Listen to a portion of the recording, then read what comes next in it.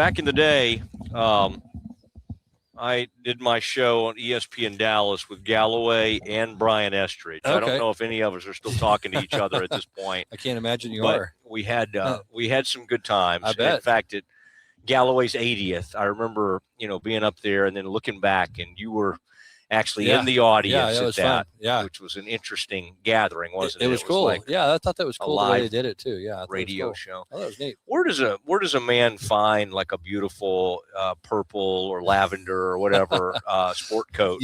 Is that my wife finds it somehow? Yeah, she's the one who finds this and then kind of says, "Will you wear it?" And I'm like, "Yeah, I'll wear it." And some of them I'm like, "Nah, there's not a chance in hell I'm wearing this." And this is one of the ones I was like, "Yeah, sure, I'll wear this." Honestly, that almost looks like Sonny, like Stanley Korshak or something. That's the kind of thread count I think that one has. Yeah. I don't know.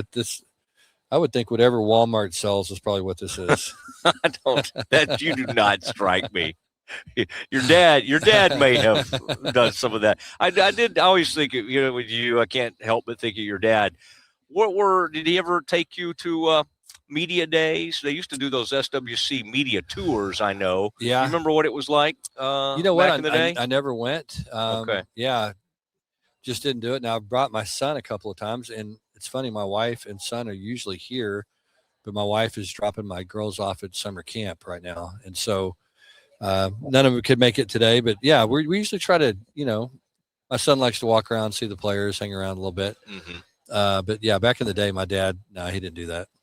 You were saying your children self-awareness is something y'all are still working on a little bit earlier? Yeah, I think all of us are. I think it's kind of the whole Dykes household's working on that, But, yeah, I mean, it's, look, I've got 17 and 15-year-old daughters, and they're awesome, but it's, they're 17 and 15-year-old girls, and a 9-year-old son. And so my 9-year-old son's bugging the girls, and especially the middle one, and I mean, it's pure chaos at our house all the time, as you can imagine. You think they'll go to TCU, or are you kind of leaving the door open for them to? Yeah, my oldest around? is looking around. Okay. We'll see. A year ago, she said there was no way she would go to TCU, and now she's considering it. So we'll kind of see how it plays out. Okay. She's high academic. She's took after her mother that way,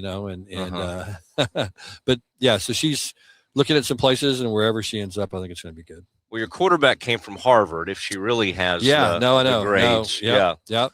That's very interesting. This is Jaden Craig, and to hear you talk about him, it's going to be fascinating to watch him. And it's not like you. I was laughing thinking about you spending that kind of falling in love with the UConn team, and then you. That may be too strong, but you were kind of enjoying watching them, and then you end up with the offensive coordinator. Now, I can't say that you were probably watching a lot of Ivy League. It's not like you were like, oh, this Craig kid is really something. No, it's funny though. It's funny how stuff happens. Number one, we didn't anticipate, having to find a quarterback in the transfer portal. All that kind of happened fast, and quite frankly, caught me by surprise a little bit. And, it's funny. It happened.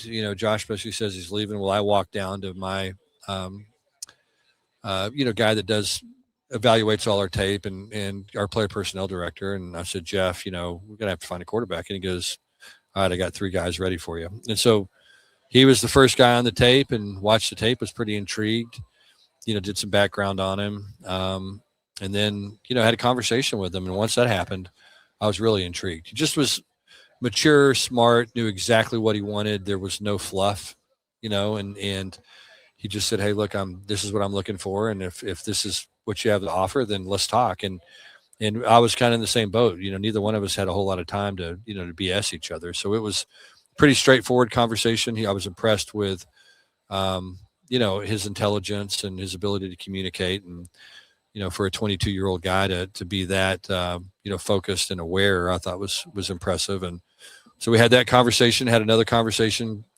was in the process of hiring Gordon Samish to be the offensive coordinator. Gordon had a conversation with him. I talked to Gordon. Gordon's like, this is the guy. I talked to Jaden. Jaden's like, I want to play for this guy. And so it was all like it came together, and it literally came together in about 24 hours. Is Gordon's offense, does it jive with what you like to do for the most part? How much it's different interesting. will it look like? It's interesting because when I came up obviously with Hal Mumme and Mike Leach air raid, and was with Mike all those years at Texas Tech. Well, I got a chance to go run what I wanted to do at the University of Arizona. So Mike Stoops hires me to be the offensive coordinator at Arizona. He had really good defenses, but they had struggled on offense. So we get there, and I've got like 7 scholarship tight ends and like 4 scholarship wide receivers. And I'm like, you want me to run Texas Tech's offense with this? You want me to be a spread offense? So we had to figure out how to do it, and one of the guys we got to do it with was Rob Gronkowski at tight end. And so what we ended up being at Arizona was a lot of 21 and 12 personnel with Rob and Chris Gronkowski. And then just because it's what we had. And so as I started looking at UConn, that's kind of what they were. But they were 21 and 12, but then they would be an empty. Then they would condense the sets. Then they would get into 5 wide. And then they would do all these things. And I remember watching them, and I'm like, I hadn't really seen anybody do this in college football since I was at Arizona. This is pretty interesting stuff. So long story short, yes. I mean, it is really what I enjoy. I think I enjoy it when you have a lot of diversity in your offense. I'm a big believer in being able to run the football. For us at Arizona, we ran power and we hung our hat on running power. With Gordon, it's more of wide zone, but you have to have a run play that you can run against every look, and something that your players know how they can adjust and how they can make it work. And so all the boxes started getting checked, and the more we looked at it, and again, the more I talked to him, the more I was like, yeah, this is exactly what I'm looking for. You ever wondered like what Mike Leach would have thought about NIL and portal? I mean, he kind of barely missed out on it, didn't he? Yeah.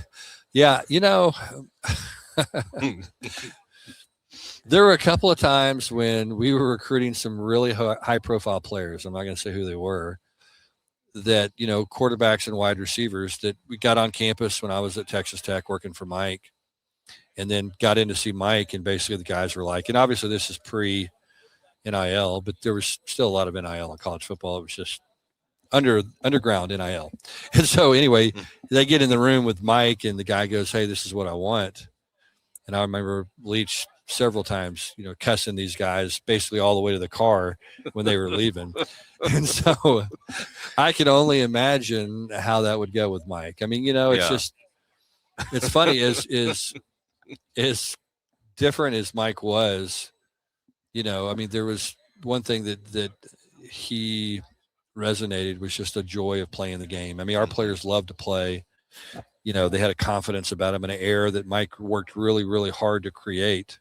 It was very intentional about. And I don't know how he would handle all this, quite frankly. I mean, I think he would probably, Mike was incredibly innovative, and his ability to adjust was as good as anybody's. But, I'm not sure he would love this current college football landscape, Have you changed on the portal somewhat? I mean, you still want to get those high school kids, but you also have to kind of balance, like, how soon are they going to play for me? Yeah. I can't load up. Not everybody's tech and can load up on everything. Yeah. So what's interesting is when I went to SMU, SMU had a couple of good years, but historically had been not very good for almost 40 years.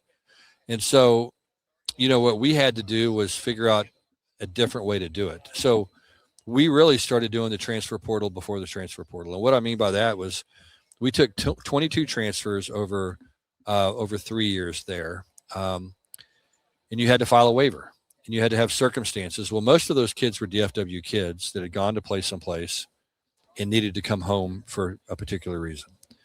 And so we filed 22 waivers. We had 21 of those waivers granted. So we were doing the transfer portal really before the transfer portal. And that turned around our program at SMU. We got Reggie Robertson, and we got Shane Bouchel, and we got some guys that came in and really, took that team from a 5-win team to a 10-win team in year 2. And had it not been for that and our ability to go out and get those transfers, the rebuild at SMU would have been much slower. And so we've always tried to be ahead of the curve. When I went to TCU, we took a lot of transfers that first year. We had to. We only had 5 scholarship D linemen on our team. So we had to go fill in with a bunch of D linemen, that were 1-year guys that were not necessarily, NFL draft picks, but were good quality, tough, productive college football players. And so Had we not been able to do that, we wouldn't have been able to have that run to the national championship game in 22. So I've been a big believer in the transfer portal. Given our current situation, the way that it is now, we're probably, quite frankly, I'm guessing $20 to $25 million behind Texas Tech in terms of what we have to spend and what they have to spend. So I'm guessing that, we're going to have to find a different way to do it. And so what we try to do now is recruit high school players. Number one, do a great job evaluating the guys, get the right guys in the building, really develop those players, and then spend most of our resources to try to retain those players. Yeah. And fortunately for us, in 3 years, we've only lost 3 transfers that were starters for us in 3 years. And so we've been able to follow that model. It's led to us having a lot of really good young players in our program. It's given us some consistency in our program. And quite frankly, it's been the way we have to do it. Look, it's easy when you can play all these teams and go, okay, I want their 3 best players, and we're just going to money whip those guys. And then we want their 3 best players. We're going to money whip those guys. But we're not in a position to be able to do that. Yeah. Cody Campbell just said apparently that everybody just needed to be more like them. I don't know if you saw that latest report. Yeah. Which I thought is kind of an interesting thing to say because, not everybody has a Cody Campbell. Yeah. You have great, donors. Yeah. No, we do. We have a great donor base, and they're fantastic. But, everybody's got their things that they believe in and their ways of wanting to do things and what they feel good about. And our donors feel good about spending their money differently maybe than Cody Campbell feels about spending his. Yeah. I just always thought you broke the cardinal rule as a new head coach at a place in winning huge. And I saw Todd Haley do it one time. I've seen Tony Sparano do it in the NFL. No, I wouldn't recommend it.